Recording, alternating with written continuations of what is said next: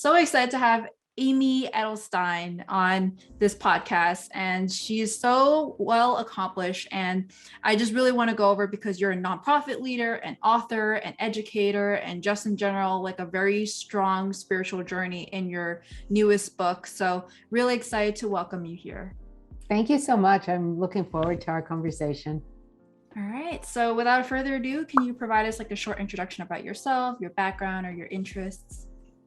So currently, I'll start from the present and move back. I run a nonprofit which brings mindfulness and systems thinking into high schools in Philadelphia. So I reach about 5,000 students a year with a 3-month program that's part of their academic work in the regular public schools. And we've trained over 17,000 students in the last 8 years. And the work is really meant to bring the best of my 40 years of journey into the educational system so that students are really taught how to think. So that students are really taught how to think in context and to look at the environment, at long-term history over tens of thousands of years of cultural development and hundreds of millions of years of brain development, to really understand their experience. I feel that our world is complexifying at a very rapid rate, and the best way that we can educate the next generation of leaders is to really teach them how to think about complexity in a way that is simple, in a way that makes sense, in a way that's accessible. And of course, to train also with tools for calm, compassion, self-care, kindness to self and other, because it's become a very harsh world. So that's what I do now. The program has been highly respected. I won a Philadelphia Social Innovators Award for its work in violence reduction, and we're seeing it grow, which is great. Part of the reason we're seeing it grow is because our cities are declining, and so that's not the great part. I wish it were growing because everyone was getting stronger and stronger and more enthusiastic and more complex. It's not exactly that way. My journey started when I was a young child. I was very curious, and I asked a lot of questions about how things worked. My parents were both children of immigrants, and they grew up. None of their parents had higher education. Some didn't have high school education.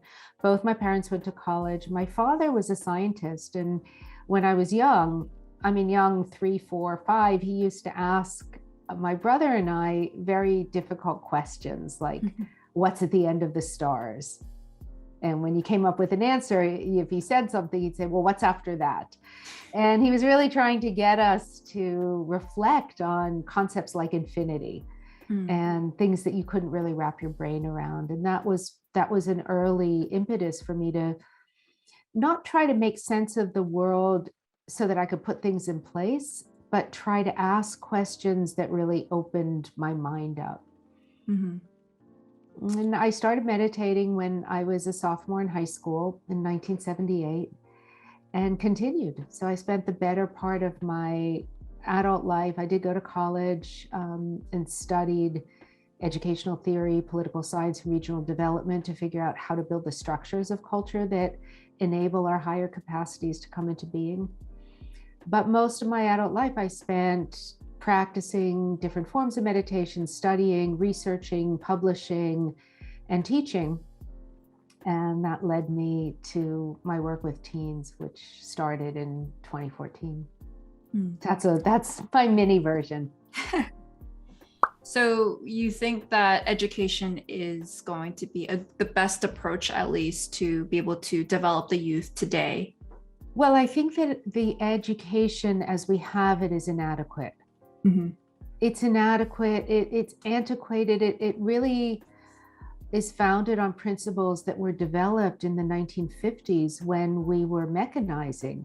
So it was preparing children to grow up into factory workers and to work quickly and to work towards bells and to follow tasks. And to not to think independently. And of course, our education system was developed prior to the internet, before the internet was a twinkle in its developers' eyes. I think the developers were barely born. Now we can access facts. What we need is an understanding of how to contextualize that information. How do we think about things? And how do we think about knowledge and career and success and what defines that in terms of a way of living that is deeply fulfilling, that has meaning, that has purpose, that has a sense of joy, that has a sense of abundance from an inner dimension. People were taught, and I see our students are taught to reach for jobs that pay well. And certainly, when you come from families of poverty, as many of my students do, something like over 75% of my students come from families of poverty. And that's defined as an income of $24,000 for a family of 4 per year. So we are talking about real levels of the need for stability and self-subsistence. But beyond that, they're not really taught about meaning and purpose, which ultimately is going to lead to a balanced and fulfilled life and joyful families and a sense of optimism and positivity and the goodness of the world. So I do feel that our education is not meeting the needs of our students today in so many ways, and it's not meeting our needs for tomorrow for well-prepared stewards of our future. Mm-hmm. And that's what the inner strength education is for, correct? That's for one part of it. Okay. Obviously, there are a lot of other things that students need to learn that I think could be done in a different context, but we only do one small part of teaching them tools for self-reflection, calm, curiosity, and care. So a question I like to ask in all my podcast episodes to every guest is, if you had all the time in the world, what would you be doing? If I had all the time in the world, you mean stretching forward, or you mean right now that I didn't have to fulfill anyone's obligations? Kind of just assume like I guess your life is, you're immortal. And then what would you be doing if you had all the time in the world? If you had just one thing to do? Probably what I'm doing now. At this point in time, I live my life according to the best that I can see right now. And so at this point in my life, at this point in time, this is the perfect way for me to try to support others and to share the insights that I've learned. And that's growing and it's changing and developing. And I'm currently in the process of a very innovative strategic planning and working with some other experts in multiple fields to see where is the next iteration. But as far as I can see right now, I'm just leaning into the edge of what's possible. And I will, if I had infinite time, I would continue to lean into the edge of what's possible and do a lot of meditation along the way as well. All right. So actually the next question could be very similar to your journey in Adventure in Zanskar, but what or who shaped you to who you are today? Well, I was shaped, I feel, by a quest for meaning and a quest for wisdom. And that I really asked questions from a very young age on my own. I didn't really have a particular mentor who guided me spiritually or in terms of the meditation. I stumbled on books, and I had friends who had older brothers who went in the Peace Corps instead of going to Vietnam, and they taught us to meditate. And there were people here and there, but there wasn't one single figure who led me or mentored me or inspired me. It was really a calling from within that I felt that life mattered, and that mostly what I saw around me was a lot of stumbling around and a lot of people not deeply happy, and not with that sense of fullness and wisdom and love and that sparkle in their eyes. So that's what I was always looking for. That guided me. I went on many different adventures, really seeking people or places or studies that I felt would bring me more and more wisdom.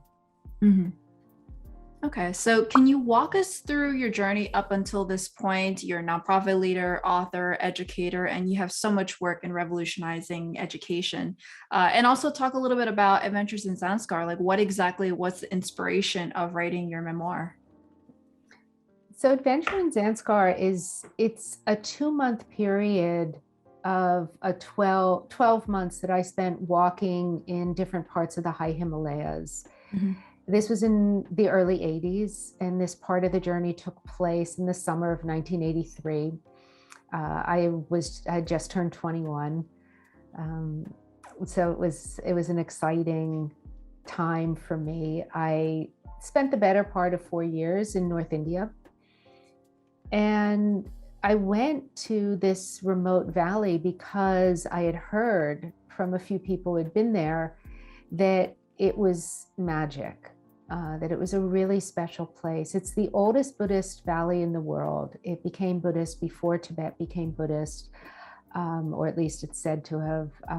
And it never underwent huge wars. So the life it's evolved over time. And when Tibet became Buddhist, eventually the Tibetans did come into the Zanskari Valley, and their religion sort of superseded what had been there. But fundamentally, they lived according to principles of cultivating compassion for others, caring about the effects of all of your actions, taking responsibility for your life and your relationship to what happens, and not grasping, living with equanimity. Things come, things go. Sometimes good fortune arises and sometimes bad fortune arises, but you want to remain steady and consistent and constantly cultivating the virtues. When I went there, that's what I found. The people were so happy. And I know that your audience for this podcast is a lot of women. And I'll tell you one thing I loved about being there is the women were really free. They were really relaxed and happy and confident and raucous when they wanted to be in a very fun way. You know, they were full bodied. They were very they were just very self-assured in a way that wasn't hard. You know, there in the West, a lot of times, because of the obstacles, the cultural obstacles, self-assured women have often had to also be hard to push through and protect themselves and make their way. And that's difficult. It takes a toll personally, and it takes a toll on those around you. So it was quite unusual to be in a place where women and men really felt equal. They did the same things.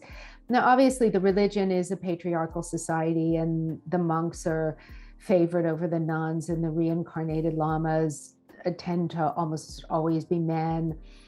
So I'm not saying it's not, you don't, embedded in the feudal system is not inequality of the genders, but I'm saying the way life was, the women were very free and strong, and that was delightful for me. So I think the reason why I wrote the book, so I wrote the book during the pandemic. That was my pandemic project. Okay. My nonprofit doubled in size during the pandemic. We started teaching 70 classes a week because we were working on Zoom, and the teachers were desperate for more support because school went virtual. Nobody knew how to deal with it, but I actually knew how to deal with virtual learning, so I could help them out. And everyone was stressed and afraid and confused. So I became more and more busy. And when I become busy, my outlet is writing because it gives me so much joy. And I felt that in a time when people were feeling so discouraged about life and about the world and about what was possible, that it was time to share a story that I hope conveys the opposite. Okay.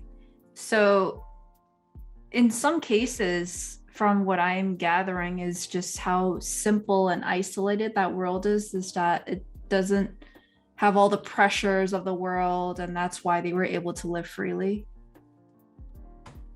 Well, that's one interpretation.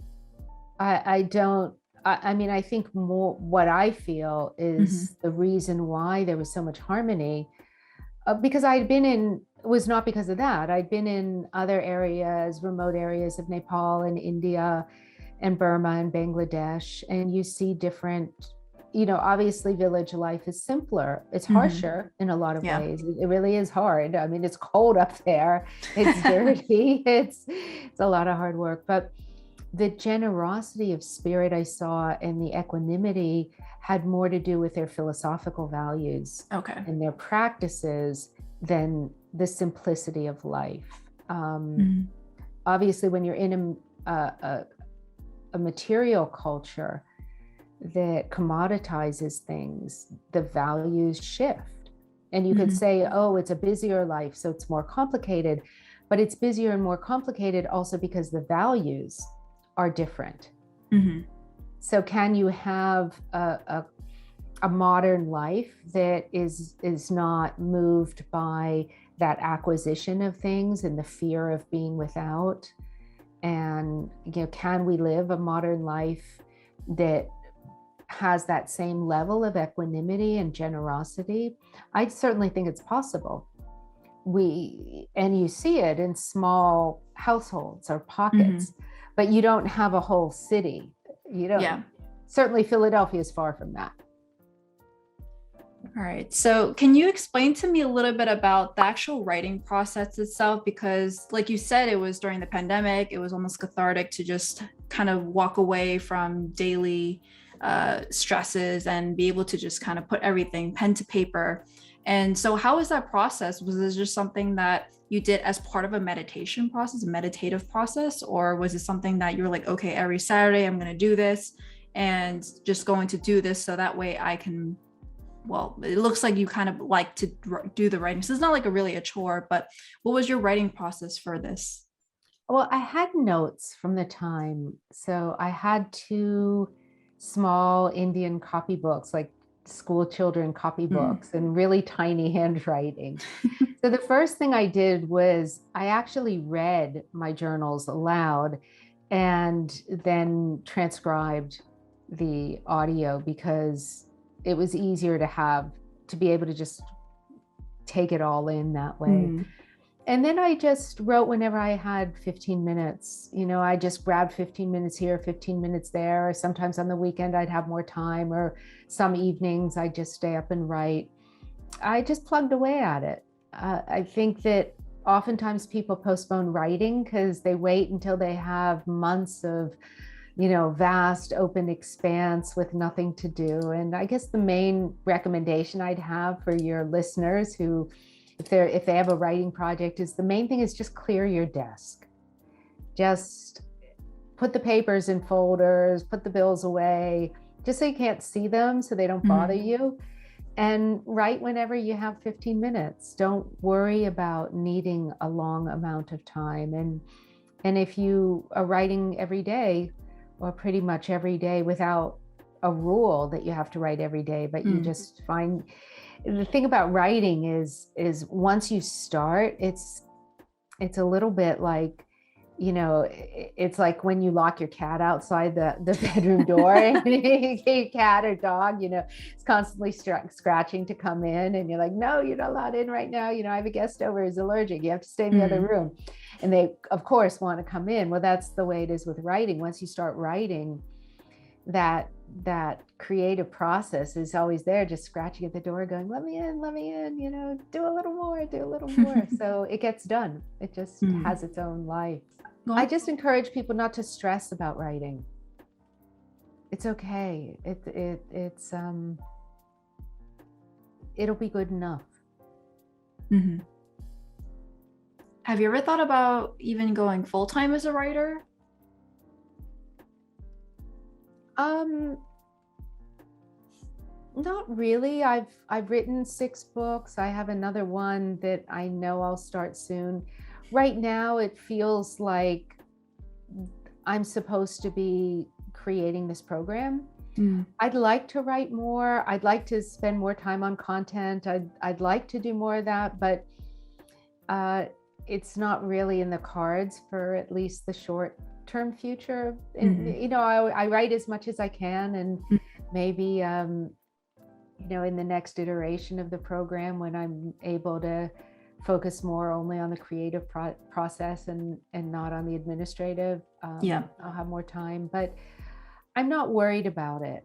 I feel like I'm doing the right thing right now. Mm-hmm. I feel like that's the trend of what I've been seeing, is that you're very focused on being present with whatever you're currently doing and not focusing too much about the past, not too focusing about the future.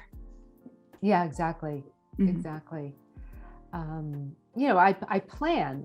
If you have a nonprofit, you definitely need to think Yeah. about the future and plan and raise money and sign up schools. But I'm not living for the future. Mm-hmm. I'm creating for the future, but I'm living my life now. And I think that's all we can do. We never know what's going to happen.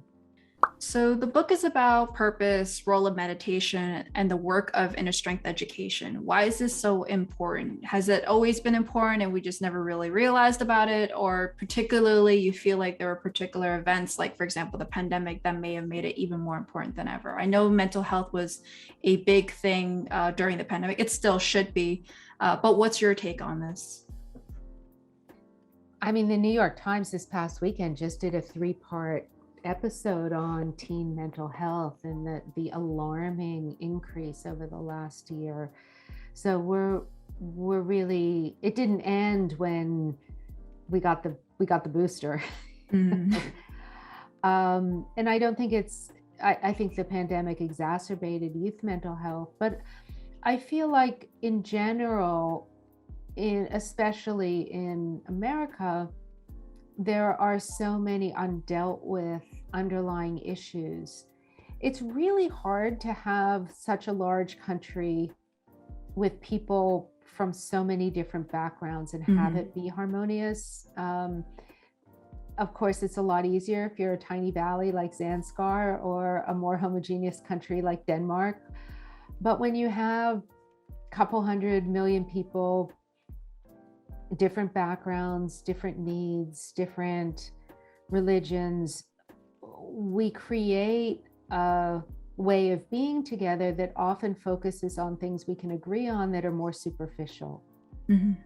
And pulling out the cultural roots and the religious roots or spiritual roots, or those things that help people bond and find meaning, because we don't agree on those things, which is fine. Diversity is beautiful. It's nice to have so many different fish and birds and butterflies and people. But we've kind of pushed that away from the surface in America. Mm-hmm. And what we have are people who are struggling to find home, not in a physical sense, but in an emotional sense of, where do I belong? Who's my tribe? Who shares my values? And so I think that coupled with so many of the bigger global challenges, whether it's the economic divide, which is creating so much stress in culture, or systemic racism and the legacy of colonialism, or climate change, or war, just out and out war. We're in a world that it's hard to find examples of goodness. Mm-hmm. And they're there, but our media focuses on the negative. That's what sells. And so I think that mental health is a big issue. And the way to find it is not just through drugs and medication, and not just through therapy. I think therapy it's helpful at certain points in your path, and it's helpful when there's trauma, when there are crises. Mm-hmm. But creating a society of happy people, you want to create that before there's the need for therapy. And of course, I believe in therapy. I think there are a lot of really, really good modalities, and a lot of them have actually come out of people who have done east-west work and evolved that into therapeutic modalities, you know, looking at somatic tools, looking at other types of contemplative tools. But my point is not that that's of course needed, but my point is we should be raising our families, ourselves, our communities in a world that fosters happiness, deep and abiding happiness. Mm-hmm. If we want to start fostering happiness today, what do you think we should all try to do? At least one step at a time. What should be the first step that we should do? Really contemplate what's most important. You know, spend time in an open-ended way, not trying to find out what career should I have, how much money should I have, what partner should I have, how do I want to identify, but beyond everything, what are the things that make you feel alive? Mm-hmm. in a sense of that quiet stir of the heart that you go, oh, okay, life is really mysterious. It's a miraculous thing. I really don't know a lot about it, but I feel it. And so looking for those little sparks, you know, and sometimes people have it just like if you walk into Central Park after it's been really gray and it's sunny and you just feel the birds and the trees and you're like, oh, it's so beautiful. And yeah, I'm still in the city and it's ugly and there's racing going on and somebody just shoved me and whatever, and that guy's roller skating too fast, and why doesn't he watch where he's going? You know, whatever it is. Or should I go to the deli and get something so I can walk and eat? And I didn't do that? You know, all the things that are on our mind, you know, Mm-hmm. mundane or important. But that little stir of that mysterious quality of the fabric of life, when you feel that beyond all the worries and you go, there's something there, pursuing that, spending time reflecting on that is going to lead you, anyone. So there'll be different things that you fall in love with, whether it's poetry or meditation or exercise or new friends or whatever it is, but listening to that, nurturing that will lead to something that you can't quite put your finger on, but which you know is your sense of self, and so you can trust it. Trust is what makes us stable. Yep. So it looks like mindfulness is a big part of it then. Yeah. Mm-hmm. Mindfulness in the sense of paying attention, being curious, being aware, being present, and not chasing after something that you feel you're missing, but looking for that sense of home that you already have. Mm-hmm. So on a slightly different note, what would you say is your purpose in this world? Would you say it's to be an educator? Would it be to be a communicator of your mission, or maybe even something that hasn't even happened yet? Well, my goal is to help people realize their higher potentials, you know, help that inner spark come to life, those sparks of mystery and creativity, to help those really flower, to mix metaphors a little bit. But so that's what I do. And right now I'm working in a teens program. Sometimes I teach meditation or philosophy. Sometimes I write, but that's really my goal. And also to live a life that's very much in alignment with those beliefs, and to have my home life, my personal life, the way I relate to, you know, money, everything from money to relationship to food, to be an expression of that in a natural way without having a chart that I have to follow, but to really allow that sense of love to really steer my path. So I feel like when it comes to your book, Adventure in Zanskar, particularly, you said that you learned a lot while you were there. You observed how they were, you were inspired in some cases.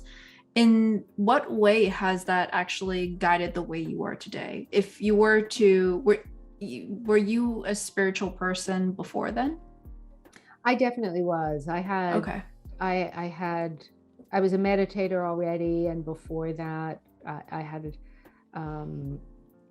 my family was Jewish, and I spent about 5 years studying, and so I was guided by different principles. I mean, not so much the identification with a religion, but just all of the, I read a lot of books, and I didn't have boundaries between them. I just wanted to find those things that were beautiful and inspiring. The thing that never left me from that time was the sense of faith in humanity. That I wasn't wondering if it were possible for people. I knew an individual here, an individual there, could pull it off. Or, you read about the great beings over history, whether they're social activists or saints or whoever. You read about these very unusual people. So I figured that was possible, but was it possible for just ordinary people to express something really beautiful? And once I saw that, I knew it was possible. So I never doubted that. It was what I'd always wanted, but I didn't have any examples.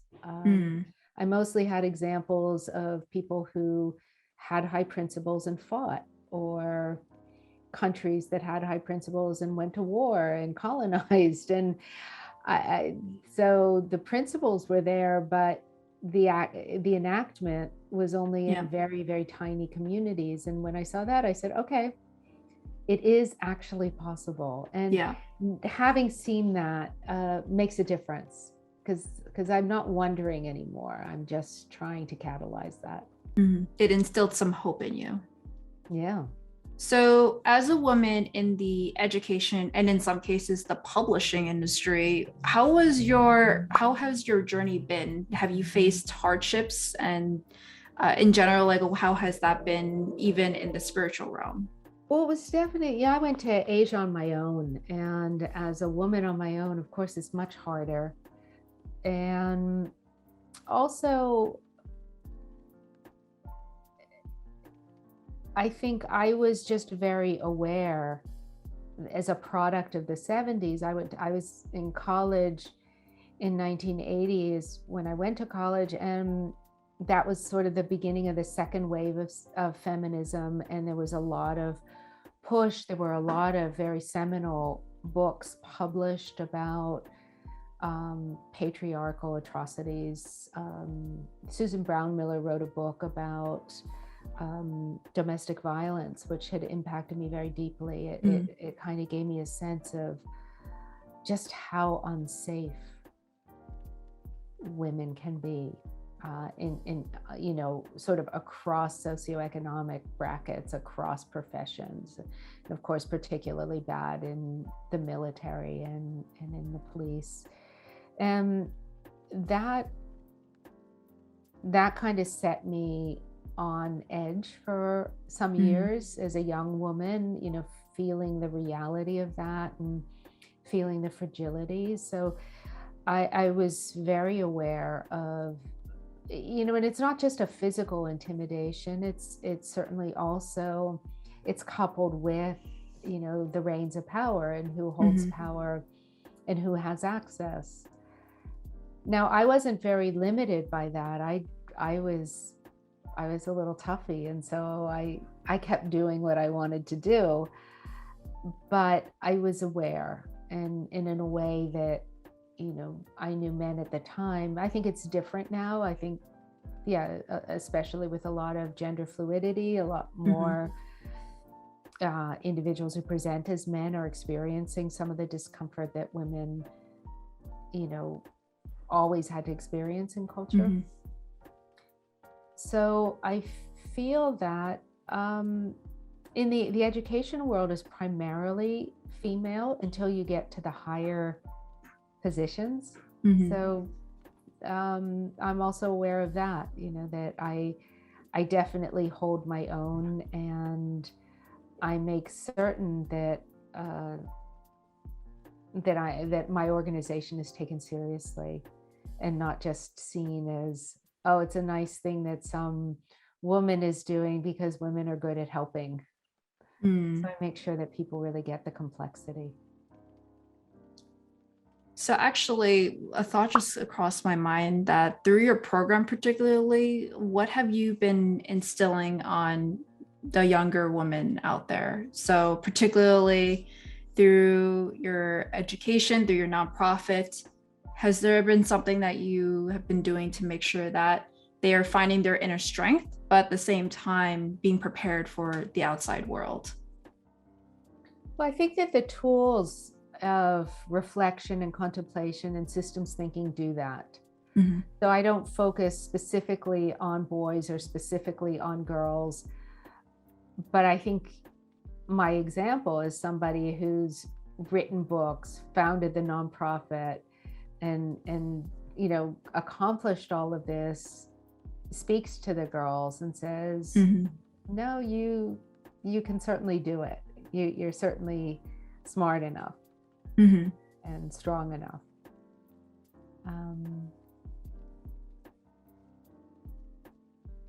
Yeah, so I don't focus specifically on the girls. Okay. On a more broad spectrum, so what advice do you have for young women right now about in their careers or on a spiritual way or just in general out there in the world? You're enough. So start from wholeness and go towards greater expressions of wholeness. Because usually we start from self-doubt and then we want to get confident, Mm-hmm. and we want to prove that we're good enough. So really, to see that as the surface, chatter of the mind, it's like ripples on the top of the ocean. And remember that you are the ocean, so that there's a wholeness there as a human being, as someone who's conscious and aware, that and really to access that sense of that you can't, that ineffable sense of the current of life. And then from there, there's plenty to learn and grow and develop and accomplish and achieve, which is all great. There's nothing wrong with that. What you just have to shift, you have to squint a little bit so that you're seeing the world from a different perspective. So it's a little bit like you just like switch tracks just ever so Mm-hmm. slightly. It's not even as big a deal as people think it is. It changes everything, but it's not doesn't have to be hard. It's a little bit like when you sit down on your couch and then you relax just a little more because nobody's around, you go, oh. So when you do that and you just relax into yourself and you have that sense of wholeness, then from there, work and accomplish and become, and resist the temptation to doubt and to think that you're not enough. Which isn't to say that everyone's perfect and everyone deserves a medal. You have to earn your medals. You have to do your work, but you still have to do it from a place of goodness and wholeness, not from Mm-hmm. fear and lack. Amazing. So to kind of wrap up the episode, what is on the horizon for you in 2022? So on the horizon is some really exciting exploration of new possibilities in technology and new possibilities in helping young people through technology to cultivate kindness and care and interest through our mobile app. So I'm exploring that. I'm not necessarily saying we're going down that road yet, but that's something I'm actively exploring. So it's a learning journey for me. So I'm very excited. I'm meeting some people who are talking about things that are already possible that to me are still science fiction. So that's very exciting. And we're just wrapping up our spring programs in the next 2 weeks. So it'll be nice to bring those to a close, because the last couple of weeks are always where you just feel, wow, a lot has happened and nice relationships have been built. And then preparing ideas for next year and which students we're going to serve and how we're going to amplify their voices. So there's a lot of good stuff on the horizon.